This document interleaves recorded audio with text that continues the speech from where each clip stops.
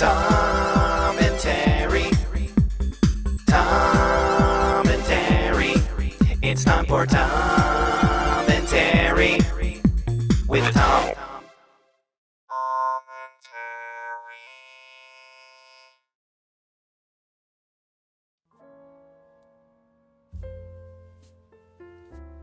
Hello there, and welcome back to Tommentary. I am your host, Tom Barilli.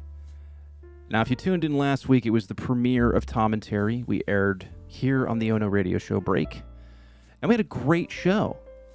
We talked about Cogatio, Tio de Nadal, the holiday shitlog. And I would advise anyone, if you didn't get to see that episode, to go check it out on the Ono Radio Show YouTube channel, which you can see the link above me here. Now, there may not be a link. I'm not going to give Owen credit that he'll put a link on this thing, but if he does, click on it. It'll take you to the Ono Media YouTube channel, and that's where all of these are going to go after they air live on break at the Ono Radio Show. So check it out. There's a lot of other great things on there as well. Past shows, clips of shows. Have a blast. Just go check it out. But thank you for tuning in to this second episode of Tommentary, where it is my time to talk. And I want to keep it in the festive guise of the holidays, because here we are. This is the week of Christmas. Hanukkah is in full swing. Nobody wants to work. Everybody wants to party. We're all in that mode. I tried to be festive. I put a frickin' tree here on the screen. That's all I could find. But it is that time, that magical time of the holidays. And so I thought for the theme of this episode, I'd like to do what I want to call Tom's naughty or nice list. Basically, naughty, I don't like it. Nice, it's all right. And I found I would just pick a couple of topical things in the holidays and talk about them, my take on them, my Tommentary. So let's not waste any time, and let's get right into it. And the first thing I want to talk about is something that I'm sure at one point or another, any one of you has tried. And that's eggnog. So first on the list is eggnog. The noggiest of nogs. Now listen, I know what you're thinking. The word egg in a lot of things turns people off. And nog? What is a nog? What is the consistency of a nog? Well, when combined with a dash of nutmeg or cinnamon on top, it's a delicious holiday drink. And to be honest with you, eggnog has been around for a long time. Now, I found on the eggnog Wikipedia page, that's right, there is a Wikipedia page for eggnog, you should check it out, that while culinary historians debate its exact lineage, most agree eggnog originated from the early medieval drink called posset, which was made with hot milk that was curdled with wine or ale and flavored with spices. Now, they're even saying here that in the Middle Ages, posset was used as a cold and flu remedy. That's pretty freaking weird. Now, a cool thing I found also when looking up eggnog was this historical event that was called the Eggnog Riot, as of course pictured here in this image, exactly from the riot. You can see everyone's holding their cartons of eggnog, battling one another. But this apparently was also known as the Grog Mutiny, and this took place at the United States Military Academy in West Point, New York, on the 24th to 25th of December, 1826. It was caused by a drunken Christmas Day party in the North Barracks of the Academy, and this resulted in the court-martialing of 20 cadets. So it got really rowdy at West Point, and some skulls got cracked, all on the account of some eggnog. It's pretty badass. So when it gets down to the nit and grit, I'd have to ask myself, Tom, where do you stand with eggnog? What is it going to be? Is it going to be naughty, or is it going to be nice? Well, I got to be honest with you. I think when I started off on the eggnog train, I wasn't a fan. Will I partake in some holiday nog? Yes, I will. And I have to say, when I looked into the history of it, it's pretty badass. So that said, we're keeping it. It's nice. So congratulations, eggnog. Number 1 on the list. You're okay. Moving on, I want to hit up a topic that, well, everybody's used to as well, ever since you were a kid. And that's mall Santas. Now, listen, I've never really seen many mall Santa photos where kids aren't just looking terrified like this. We'll flip through a few different mall Santa photos and we'll examine it further. Now, there's always the stigma, too, that mall Santas probably smell like cigarettes or peppermint schnapps or crippling depression. I don't know, whatever one you want to pick. And it's a very strange profession. What drives somebody to be a mall Santa Claus? Is your life goal to dress up and enchant kids and, basically be part of the big lie and have all these kids sit on your lap and fart on you? And, it's just, it's a weird choice of a career to make. But obviously the mall Santas have been around forever. But again, every photo with a mall Santa is usually gripping in terror. I mean, just look at these kids. This looks like they're just having the worst time in their lives. A lot of this is all done for the parents to have some kind of photo opportunity to frame up. They're going to put it on a shelf, and then, years later you'll look at it, and you will not really have a fond memory of it. You're just going to remember about the creepy Santa whose lap you sat on. I mean, but they all have a type. This is kind of like Kenny Rogers with glasses thing going on, jovial, the red rosy cheeks, But yeah, the kids are just clawing in terror to get the hell away from these people. Even pets, even people bring their pets to sit on, the Petco employee who didn't want to do this job's lap. Look at this frickin' dog too. The guy's literally chokeholding it to keep it there for the photo. It's just, I'm not buying it. This guy here, Santa Claus probably has a couple dissolving bodies and barrels in his workshop, looking really, really terrifying, honestly. I think there's also, you kind of run that gamut as well. It's everything from cute, jovial Santa to serial killer Santa to possibly pedophile Santa. There's plenty of boxes to check. And Santa here. Santa looks like he's got a black eye. Santa looks like he owed somebody some money. I don't know. Maybe Santa wasn't paying up, and somebody visited him at the North Pole and just socked him one. But again, same theme with all this. Kids are terrified. They look distracted. They look scared. So it's weird. I myself was a kid. I sat on many a Santa's lap, and do not have fond memories of this. So when one would ask, Tom, where do mall Santas fall on your naughty or nice list? Well, I'm going to have to say that no, they are naughty. They will not make the list. Sorry. Take a hike, creepy mall Santas. Next on the list. Now, this thing is basically, I would call this an event every Christmas time. It's always something that comes on TV in many different iterations and has for myself ever since I was a child. And that is none other than A Christmas Carol. That's right. You can see Sir George Scott, or George Lee Scott? Lee Scott? I'm sorry I'm slaughtering your name, sir. A very talented English actor. But you can see his iteration here of Ebenezer Scrooge. And again, Christmas Carol is just one of those things that's just been around for freaking ever.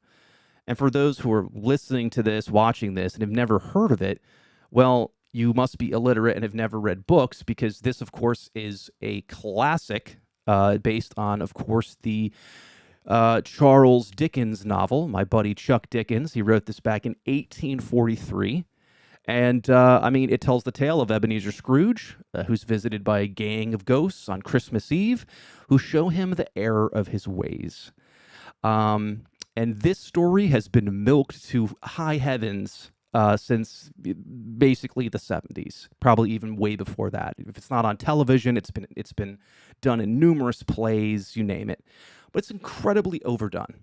And I think that everybody has found a way to milk it. So let's take a look at just some of those milkings. Who can forget Mickey's Christmas Carol? It, begs the question, what if Mickey and all of his adorable pals played characters in the Charles Dickens classic?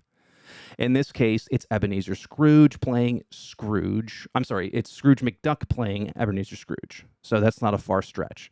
Now, Mickey gets his name on the top billing. I think he's Bob Cratchit or some shit in this version of it.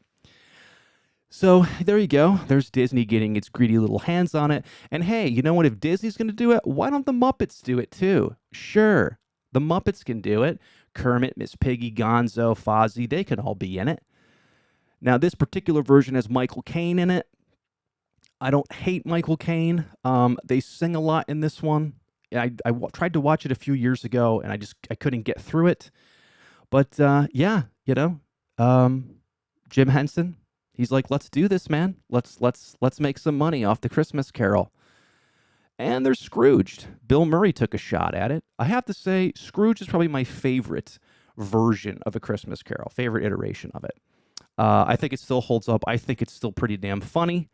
I will try to watch it every few years, and I think it always gets a couple of laughs. Of course, if Bill Murray's going to do it, Jim Carrey's going to do it too. Years later, Jim Carrey just wanted to check off another person on his, holiday character bingo card after he did The Grinch, and he was like, I'll do Ebenezer Scrooge too, and decided to do all the characters and all that shit, and it's all CGI, mindfuck. Wasn't for me. And as of recent, give it up to, I guess, Will Ferrell and Ryan Reynolds, who wanted to adorably snark their way into the Charles Dickens Christmas Carol arena with this movie Spirited that they recently did. It was pretty lame. I didn't really like it. They sing and dance a lot in it, and they try to be funny, tongue-in-cheek, and make fun of the Christmas Carol. But listen, to get to the bottom of all of this, the whole part of the Christmas Carol, the whole theme of the Christmas Carol, stop wasting your time with it, and let's just call it what it really is and what the real meaning of the Christmas Carol is. And that's don't be an asshole. Don't be an asshole and have a Merry Christmas. Because that's really what Ebenezer Scrooge figures out in the end, after all the song and dance of ghosts visiting him, crippled kids, pulling on the heartstrings. Don't be an asshole. So, where does this fall on the list? Well, it's redundant, it's overdone, and I have to be honest with you, it's a no for me, dog. Sorry. So moving on to the last item that I'm going to be going over here on the Naughty or Nice list on Tommentary, and that's presents, yo. Presents. Presents are a big part of the holiday season. I mean, it doesn't matter if it's Hanukkah. It doesn't matter if it's Christmas. Presents are part of the gag. It's always presents.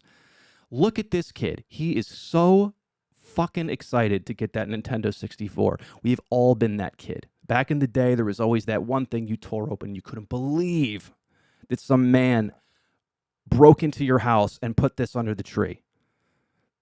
I remember my original Nintendo back in '88. It was a beautiful moment. And that's kind of the mystique that comes with presents. Presents just have that thing. When you're a kid and you're opening up toys, it's the coolest shit. Look at this kid. He got a Rancor. He is so fucking pumped. And that's how it was when you were a kid. You were really excitable. It made for a tradition. It made for the anticipation of the holidays. And it was always exciting. Now, however, that only lasts for a few years. You start to then get to an age as a kid, you get older, you get out of kind of that, I guess, magical phase of Christmas, and you're kind of not enchanted with gifts anymore. And gifts can be kind of lame. You start getting older, and like all of a sudden, like your mom gets you cologne, or your mom gets you, like, I don't know, a T-shirt for a sports team that you said you liked one time, and she got it for you. And you start getting these kind of weird gifts. And of course, there's always you have to act like you like the gifts thing. You can't be ungrateful to the gifts that you get. But I would say the ratio of cool gifts to meh gifts, that starts to become way more meh gifts than this is awesome. You know, you're not getting Rancor toys. You're just getting kind of subpar things, you know, things that maybe you would play with once or twice, and it just, you know, then it's in a tag sale a few, you know, months later kind of thing. But it's tough. And the reality of it is, it just gets, you know, even more mundane and boring, because then you get to the adult part of being in Christmas, and, you know, you have socks and slippers to look forward to for the rest of your life. So that's what you're getting, basically. You know, they're socks, slippers, or underwear. And those are all very practical, useful things. I'm not going to say they're not. But, I mean, can you get really excited and pumped up to rip open a new pair of slippers every Christmas? Probably not. So, all said and done, when it comes to gifts, where do presents fall on the naughty or nice list? I was really in the middle of this, but I think it also goes back to presents are also cool to give to people. Like, you get to this age, and it's fun to give a present to somebody and see their reaction. That's really cool. And to see somebody get pumped that you thought of them, it's definitely the thoughtful part of the holiday is not just gift getting, but gift giving. So, you know, really when it comes down to it, if I were to put that on top of it, I would have to say that the presents part of it is approved, and it's nice. Yeah. We're going to keep it on the nice list. So, all that said and done, that pretty much wraps up what I wanted to do today on Tommentary, on the show. I really appreciate everybody taking the time, sticking through break with me here, listening to me yabber on about a bunch of random shit. This may be the last one I do before the new year, but we're going to try to keep this tradition, keep this going on break at Ono Radio Show. But I do thank you for tuning in and listening. Once again, just remember to check out the YouTube channel up there, Ono Media, Ono Space Media. That's you got to remember. You got to have that space in there. If you leave that space in there, you'll be able to find it. Ono Space Media. You'll find all the past commentaries, and you'll find a bunch of Ono Radio Show stuff up there too. But thank you so much. I hope everybody, all of the listeners of the show, people that are tuning in, watching, especially this little segment, I hope you have a really great holiday. Yeah, I will see you in 2023. Later. Tommentary. Tommentary. It's time for Tom.